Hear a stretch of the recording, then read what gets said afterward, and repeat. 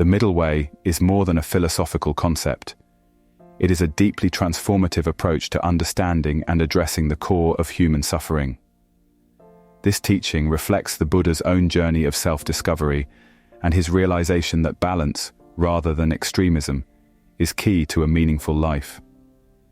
In his early life, as Prince Siddhartha, the Buddha experienced the heights of luxury and pleasure. But this life of indulgence failed to provide lasting happiness or purpose.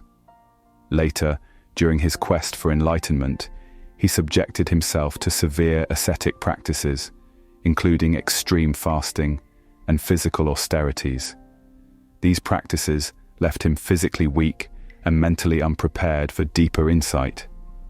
It was through rejecting both extremes and embracing moderation that the Buddha found the clarity needed to achieve enlightenment. This realization forms the foundation of the middle way. Central to the middle way is the recognition that extremes, whether of indulgence or self-denial, lead to imbalances that perpetuate suffering. Indulgence feeds the cycle of craving and attachment, while asceticism can harm the body and obscure the mind. Both are counterproductive to the ultimate goal of liberation. The middle way teaches that spiritual progress requires nurturing the mind and body in a way that supports insight, mindfulness, and ethical conduct. This path allows practitioners to cultivate inner peace and wisdom without succumbing to distractions or unnecessary hardships. The Noble Eightfold Path, a core teaching of Buddhism, is a practical embodiment of the middle way.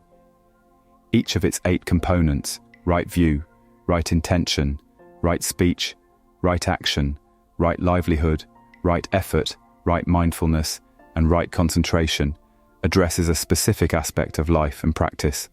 Together, these steps form an integrated framework for ethical living, mental discipline, and wisdom.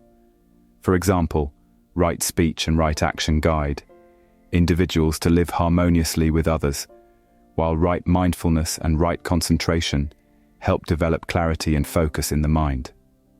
By following the Eightfold Path, practitioners apply the middle way in every aspect of their lives, creating a balanced and holistic approach to spiritual growth. The middle way also has profound implications for Buddhist philosophy. It challenges rigid or dogmatic beliefs by advocating a nuanced perspective that avoids extremes.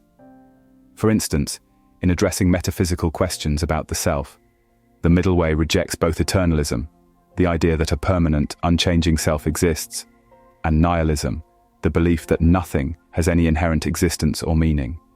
Instead, it introduces the concept of dependent origination, which explains how all phenomena arise and cease due to interdependent conditions.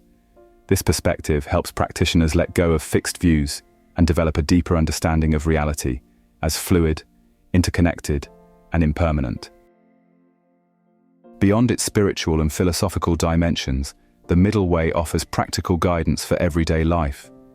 It encourages moderation not only in spiritual practice, but also in worldly activities, such as work, relationships, and personal habits. For example, the middle way advises against overworking to the point of burnout or pursuing leisure to the extent of neglecting responsibilities. This balanced approach helps individuals navigate challenges with equanimity, making the middle way relevant to contemporary life. In this sense, it is not confined to monastic or meditative practices, but serves as a universal principle for leading a harmonious and purposeful life. The transformative power of the middle way lies in its ability to guide practitioners toward liberation from suffering. By avoiding extremes and embracing balance, individuals cultivate wisdom and compassion, the twin pillars of the Buddhist path. This balance fosters insight into the nature of suffering and its cessation, ultimately leading to nirvana, the cessation of all mental defilements and the attainment of profound inner peace. The middle way is not merely a theoretical teaching, but a practical roadmap for achieving spiritual freedom, making it one of Buddhism's most enduring and universal teachings. Thank you for watching and being a part of this journey.